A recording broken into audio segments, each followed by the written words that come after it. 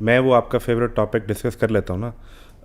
اس وقت میں نے جو رپورٹ آپ سے ذکر بھی کیا تھا کہ کراچی میں جو ٹرانس شپمنٹ ہے یعنی کراچی پورٹ پہ وہ جتنی ایک سال میں ہوتی ہے اب وہ ایک ماہ میں ہو رہی ہے.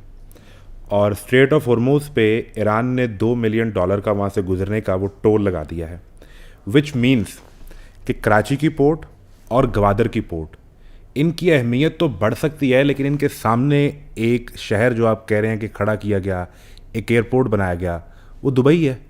دبئی کی پراپرٹی کی قیمتیں اس وقت ایک اندازے کے مطابق 35% گر چکی ہیں. تو مجھے ذرا یہ سمجھائیں نا کہ میں ایک طرف پڑھوں کہ کراچی میں ٹرانس شپمنٹ بڑھ گئی ہے, گوادر کی پورٹ کی اہمیت بڑھ سکتی ہے, دبئی میں اب لوگ خود کو سیکیور فیل نہیں کرتے اپنی انویسٹمنٹ کو, تو ذرا یہ تصویر بنائیں تو اس پہ نظر کیا آئے گا؟ دیکھیں, دبئی نے اپنے ساتھ خود بہت بڑا ظلم کیا. دبئی کو چاہیے تھا کہ وہ اپنی انڈسٹری ڈیولپ کرتا, دبئی کو چاہیے تھا کہ وہ اپنی ایگریکلچر ڈیولپ کرتا, دبئی کو چاہیے تھا کہ وہ اپنی سکل پر جو ہے وہ ڈیولپ کرتا, جس طرح کہ سعودی عرب نے کیا, جس طرح اب سعودی عرب کرنے جا رہا ہے, مزید کر رہا ہے. یہ ہوتا ہے ایک لانگ ٹرم. آپ بغیر کسی نیبر کو چھیڑے آپ خود کو اپنے آپ کو بڑا کریں. آپ جب اپنی عمارت اس نیت پہ بلڈ کریں گے کہ وہ میرا ہمسایہ گرے تو میں بنوں, تو وہ دیر پا نہیں ہوتا. آپ کو انڈیجنسلی اتنا سٹرونگ ہونا چاہیے کہ آپ کے اوپر اگر چند دنوں کی جنگ مسلط ہو بھی جائے تو آپ کا بیسک اپنا انفراسٹرکچر جو آپ کا ہیومن چین کا ہے وہ اتنا سٹرونگ ہونا چاہیے کہ اس سے آپ کا ملک جو ہے وہ پورے کا پورا بیٹھ نہ جائے یا ہل نہ جائے. پاکستان ایک غریب ملک ہے اعظم صاحب. پاکستان کے اوپر ہم سے 10 گنا بڑے دشمن نے حملہ کیا مئی میں. آپ کو نظر آیا کہ قوم کیسے اٹھی؟ سب بھول گئے, سب کچھ بھول گئے. آج ایران جو کہ 50 سال کی پابندیوں کے اندر جکڑا ہوا ہے, ہر طرح کی پابندی ایران پہ لگی. آج اس وقت دیکھیں کہ عورتیں اپنا زیور لا کے دے رہی ہیں اور انقلاب ایران کی جو آرمی, اس کے بعد بچے اپنے چھوٹے چھوٹے غلے لا کے دے رہے ہیں, حالانکہ اس کرنسی کی کیا ویلیو ہوگی, بٹ ایک سپرٹ ہے ان کے اندر. ان ریلیشن ٹو دیٹ اس وقت دبئی میں حالات دیکھ لیں کیا ہے کہ اس وقت آپ کو سراسیمگی نظر آ رہی ہے. دنیا نکل گئی ہے. کون کسی کے لیے مرتا ہے؟ آپ نے اپنے ملک کے لیے خود لڑنا ہوتا ہے, خود مرنا ہوتا ہے اور خود اپنی قوم بلڈ کرنی ہے. آج آپ کو جی سی سی کے جو انڈیجنس میٹنگ ہوئی ہے اس میں آپ نے سعودی مندوب کو سنا, وہ کہتا ہے یہ تو امریکی تو ہمیں بچا ہی نہیں رہے, یہ تو اسرائیل کو بچا رہے ہیں. تو پھر آپ نے 50 سال کس لیے پے کیا ان امریکیوں کو؟ آج موقع ہے کہ آپ کو ہوش کے ناخن لینے چاہیے. خون ہی خون کے لیے لڑتا ہے اعظم صاحب. They have to trust upon Pakistan. That is the only option with Arabs. ان کو پاکستان کے اوپر بھروسہ کرنا پڑے گا. ان کو پاکستان کو گرو کرنے کے لیے اور اس کیپٹلزم سے نکالنے کے لیے پاکستان کو دوبارہ کھڑا کرنا پڑے گا. کراچی اور گوادر کو, یس, پورے پاکستان کو. میجر ہماری پورٹ اب تو یہ ہیں جسے ٹریڈ بہتر ہماری چلے گی. اور یہی ہمارے دین کا بھی حکم ہے. دیکھیں, عزت ذلت اللہ کے ہاتھ میں ہے. وہ تو عز و من تو شاء, وہ تو ذل و من تو شاء. آپ کو کس چیز کا خوف ہے؟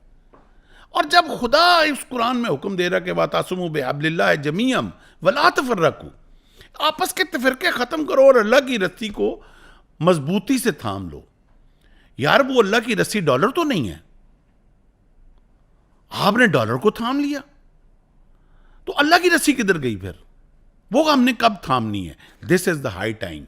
یہ آپ کو اس وقت اگر کسی مسلمان کو آج بھی حقیقت سمجھ نہیں آئی تو پھر جا کے وہ میرا حال ہے یہ پڑھنا لکھنا چھوڑ دے, دیکھنا چھوڑ دے, سوچنا چھوڑ دے, بیٹھ کے چپ کر کے ڈوریمان دیکھیں. نہیں, لیکن اس میں پھر آپ کہتے ہیں کہ چھوڑ دیں, اللہ کی رسی کو پکڑیں اور یہ سب چیزیں باقی چھوڑ دیں.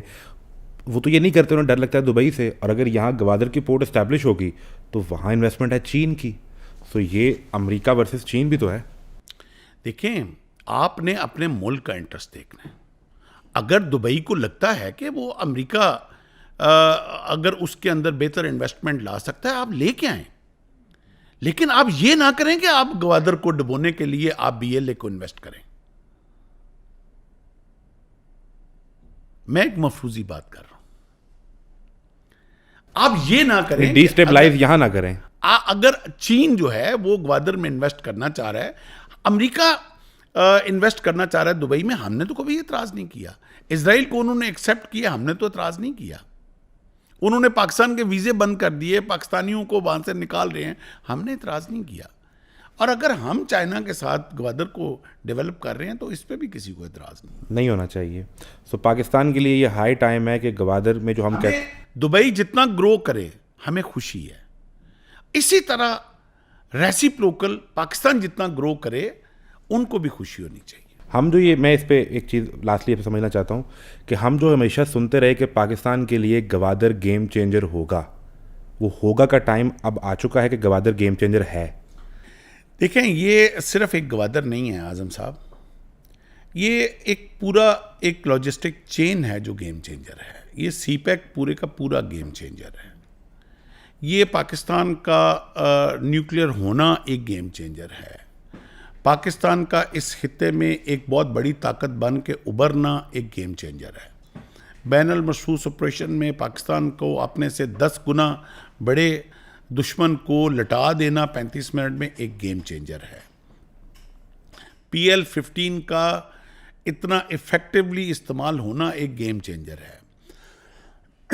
گوادر ایک بہت بڑی گیم چینجر ہے. گوادر جو ہے وہ اس پورے خطے کا گیم چینجر ہے. گوادر جیسی ڈیپ پورٹ جو ہے پورے اس خطے میں نہیں ہے.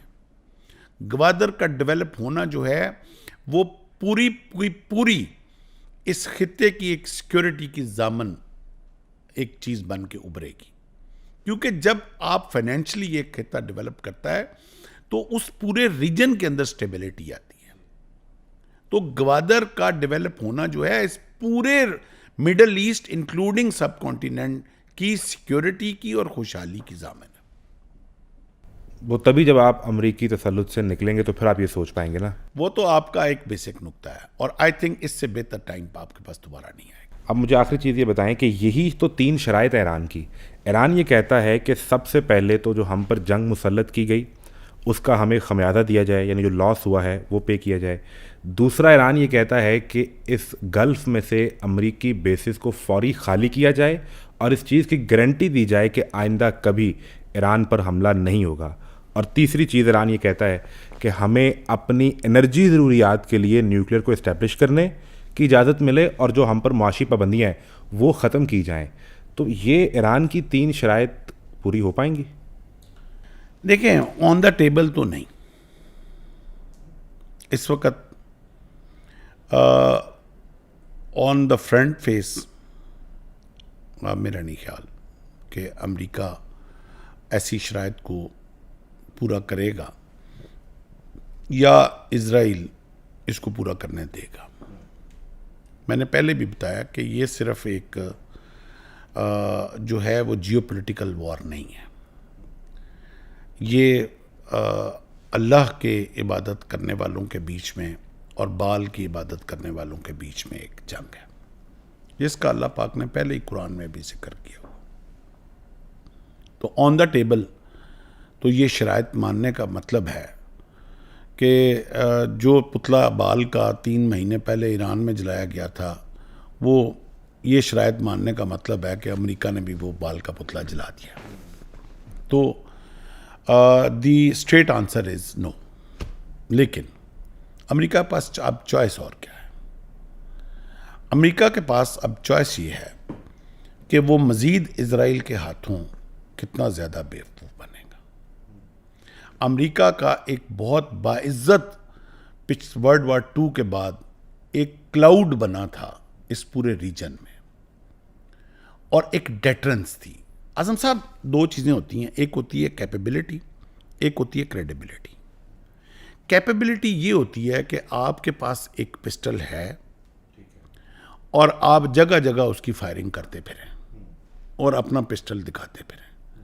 کریڈیبلٹی یہ ہوتی ہے کہ آپ کے پاس پسٹل ہے, آپ کے پورے محلے میں پتہ ہے کہ یار اعظم جو ہے ویپن کیری کرتا ہے, لیکن آج تک آپ نے نہ کہیں فائر کیا ہے اور نہ کسی کو پسٹل دکھایا ہے, بٹ ایوری ون نوز کہ you have the capability. Credibility is always good than capability. امریکہ نے ورلڈ وار 2 کے بعد ایک کریڈیبلٹی بلڈ کی تھی اس پورے ریجن کے اوپر. اسرائیل نے امریکہ کی وہ ساری کی ساری کریڈیبلٹی کو کیپیبلٹی میں شو کرا کے اب اس کا ستیہ ناش کر دیا. وہ پورے کا پورا کلاؤڈ برسٹ ہو گیا. کریڈیبلٹی سیبوٹیج نہیں ہوتی, کیپیبلٹی اگر سیبوٹیج ہو جائے تو کریڈیبلٹی بھی ختم ہو جاتی ہے. اور وہ بیڑا غرق اسرائیل نے اپنا تو کیا ہی کیا, ساتھ امریکہ کا بھی کر دیا. تو امریکہ کے پاس اب آپشن کیا ہے؟ امریکہ کے لیے اس وقت بیسٹ آپشن یہ ہے کہ ڈپلومیسی کا ایک کور لے کے, اور بیسٹ آپشن پاکستان ہے, وہ ایک کور لے کے اوپر چادر ڈالے اور پتلی گلی سے نکل جائے. بالکل ٹھیک ہے. Thank you very much major Mohsin صاحب, آپ نے ہمیں ٹائم دیا اور آپ نے میجر محسن صاحب کو سنا ہے. کسی بھی ٹاپک پر اگر آپ چاہتے ہیں کہ خاص طور پر ہم دوبارہ انہیں بلائیں اور آپ وہ سمجھنا چاہتے ہیں تو ہمیں کامنٹ سیکشن میں ضرور بتائیے گا. اجازت دیجیے, اللہ حافظ.